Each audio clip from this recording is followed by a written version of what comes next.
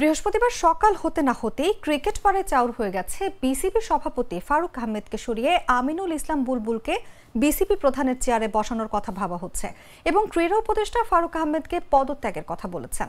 ফারুক কি সত্যি পদত্যাগ করবেন?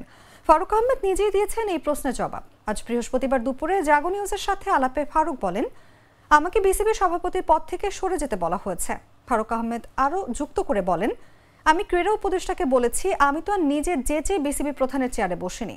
জানতে চেয়েছি আমি কি আপনাকে ফোন করে বিসিবি সভাপতি হতে চেয়েছিলাম।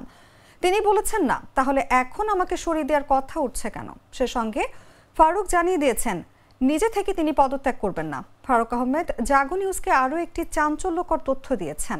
তিনি ক্রীড়া উপদেষ্টার কাছে সরাসরি জানতে চেয়েছেন, আমার অপরাধ ও ব্যর্থতা কি? আমার বিপক্ষে আপনাদের অভিযোগটাই বাকি।